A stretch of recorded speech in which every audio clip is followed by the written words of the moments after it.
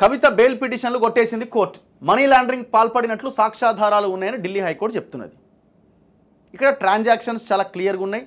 Court కూడా దాన్ని విశ్వసిస్తున్నది. So మేము బెయిల్ ఇవ్వలేమని చెప్తున్నది.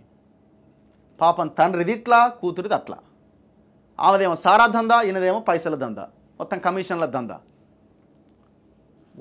ఓపెన్ ట్రాన్సాక్షన్స్ ఉన్నాయి. అరవింద్ కేజ్రీవాల్ పాలసీ ఇంప్లిమెంట్ చేసిండు, కనబడుతున్నది. బై వన్ గెట్ వన్ లిక్కర్లు అమ్మిర్రు. ఆ లిక్కర్ సప్లై, రిటైల్, ఈ హోల్సేల్ దీంట్లో కవిత ఇన్వాల్వ్ అయి ఉన్నది. అక్కడ మాగుంట శ్రీనివాసులు రెడ్డి బ్యాచ్ అందరితో కలిసి ఆ ఇండో స్పిరిట్ దీంట్లో వీళ్ళు పెట్టుబడులు పెట్టిర్రు. కవిత 100 కోట్లు పంపింది. అందులో 50 కోట్లు గోవా ఎలక్షన్లో వాడిర్రు. ట్రాన్సాక్షన్స్ ఉన్నాయి. మొత్తం వైట్ పేపర్ లాగా కవిత చేసిన దందా, సారా దందా అంతా కనబడుతున్నది. ఇక ఆమెకు బెయిల్ ఇప్పట్లో ఏడొస్తుంది? ఏమన్నా ఇన్ఫ్లుయెన్స్లు ఇక సరే కోర్టులో ఉన్నది అట్లా మాట్లాడొద్దు, కానీ ఏం జరుగుతుందో మనకు తెలుసు కదా. కేసీఆర్ ఇక మొత్తం నా పార్టీని మొత్తం తీసేస్తానో, లేకపోతే ఇక నేను ఎటో పారిపోతామనో, ఇంకేదేదో చెప్తే ఏమన్నా అవకాశం ఉండొచ్చేమో. కానీ అంతవరదాకా సవాల్ చేస్తా అని మీసం తిప్పి తొడగొడితే ఆమె ఇప్పట్లో బయటికి వచ్చే అవకాశం లేదు. ఇప్పుడు పొరపాటున తండ్రి ఎందుకు పోతలేడు పరామర్శించడానికి? ఇంతవరకు పోలే. కనీసం ఆ జైలు గోడలు టచ్ చేయలే మా బిడ్డ ఎట్లుందని. ఇన్ని నెలలు దాదాపు 3 నెలలు అవుతున్నట్టు దగ్గర. ఇంతవరకు కనీసం ఆ దగ్గరికి పోయి అమ్మ నా కూతురు ఎట్లుందనా. ఎవరైనా ఇప్పుడు కూతురు అంటే ఇంకా తండ్రికి ఎక్కువ ప్రేమ ఉంటుంది. బేసిక్గా కూడా కేసీఆర్ కవిత అంటే ఎక్కువ ప్రేమ, కొడుకు కేటీఆర్ కంటే కూడా. సో బేసిక్గా ప్రతి తండ్రికి కూతురు మీద ఎక్కువ ప్రేమ ఉంటుంది.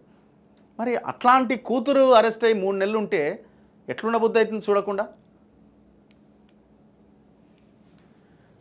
బీఆర్ఎస్ ఎమ్మెల్సీ కవితకు ఢిల్లీ హైకోర్టులో చుక్కెదురైంది. ఢిల్లీ మద్యం కేసులో బెయిల్ కోరుతూ ఆమె దాఖలు చేసిన 2 బెయిల్ పిటిషన్లను జస్టిస్ స్వర్ణకాంత శర్మ నేతృత్వంలోని ధర్మాసనం కొట్టేసింది. ఈ మేరకు సోమవారం మధ్యాహ్నం తీర్పు వెలువరించింది. కవిత మనీ లాండరింగ్కు పాల్పడ్డట్లుగా ప్రాథమిక సాక్ష్యాధారాలు ఉన్నాయి. ఆమె మనీ లాండరింగ్కు పాల్పడలేదన్న అభిప్రాయానికి మేము రాలేకపోయాం. ఈడీ కోర్టు ముందు ఉంచిన సాక్ష్యాధారాలు PMLA అంటే prevention of money laundering act section 50 కింద సాక్షులు ఇచ్చిన వాంగ్మూలాలు, CRPC సెక్షన్ 164 కింద అప్రూవర్లు ఇచ్చిన స్టేట్మెంట్లు, దర్యాప్తు సంస్థలు సేకరించిన ఇతర డాక్యుమెంటరీ సాక్ష్యాధారాలు, చార్ట్స్ను బట్టి పిటిషన్ కవితకు వ్యతిరేకంగా PMLA సెక్షన్ 3 కింద మనీ లాండరింగ్కు సంబంధించిన ప్రాథమిక సాక్ష్యాలు ఉన్నాయి. అండ్ దాంతోపాటు వాళ్ళంతా కన్ఫెషన్ స్టేట్మెంట్ ఇచ్చేసారు కవిత పాత్ర గురించి, అప్రూవర్లుగా మారిపోయారు. ఇప్పుడు కవిత ముందున్న ఒకే ఒక ఆప్షన్ ఏంటంటే ఆమె అప్రూవర్గా మారడం. కేటీఆర్ అండ్ హరీష్ రావు ఈ మధ్యకాలంలో మొన్నటిదాకా పోంది, ఇప్పుడు పోయి కవితతో మాట్లాడుతున్నారంటే తక్షణమే అప్రూవర్గా మారు, బయటకు వచ్చే అవకాశం ఉంటుంది. ఇంకా మనకు ఆప్షన్ కనిపిస్తలేదు, దారులన్నీ మూసుకుపోయినాయి. పార్టీ గీర్తి తర్వాత ఫస్ట్ మనల్ని మనం కాపాడుకోవాలి అని కవితని బతిలాడొస్తున్నారట అంటున్నారు. మరి ఆమె ఇంటలేదు. మరి తండ్రి పోతానని ఏమని వింటుందో, మరి తండ్రి నేను పోనని ఆయన కూర్చున్నాడు. నేరపూరిత ఆర్జనకు సంబంధించిన ప్రక్రియ కార్యకలాపాల్లో ఆమె పాలు పంచుకున్నట్లు ఈడీ సేకరించిన సాక్ష్యాధారాలను బట్టి ప్రాథమికంగా కనిపిస్తోంది. ఆమె ప్రస్తుతం జ్యుడిషియల్ కస్టడీలో భాగంగా తీహార్ జైల్లో ఉన్నారు.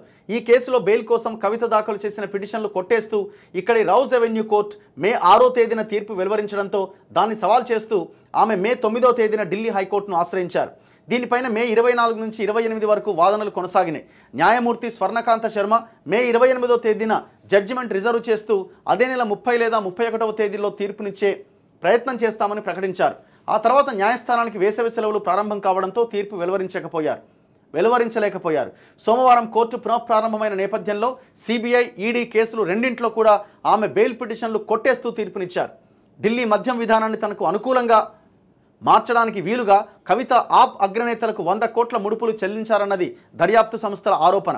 ఈ కేసులో ఆమె కీలక పాత్రధారి కాబట్టి బెయిల్ ఇవ్వొద్దని, దర్యాప్తు కీలక దశలో ఉన్న ప్రస్తుత తరుణంలో ఆమె బయటకొస్తే సాక్షులను ప్రభావితం చేసే ప్రమాదం ఉందని ఈడీ, సిబిఐ తరపు న్యాయవాదులు కోర్టులో వాదన వినిపించారు. కవిత తరపు న్యాయవాదులు మాత్రం మహిళగా, తల్లిగా, నాయకురాలిగా ఆమెకున్న బాధ్యతలు గుర్తించి బెయిల్ మంజూరు చేయాలని కోరారు. మరి ఈ సారా దందా చేసేటప్పుడు ఈ సారా దందా వల్ల అదే మహిళలు వాళ్ళ జీవితాలు నష్టపోతారు అన్న సోయి మాత్రం ఆమెకు రాలే.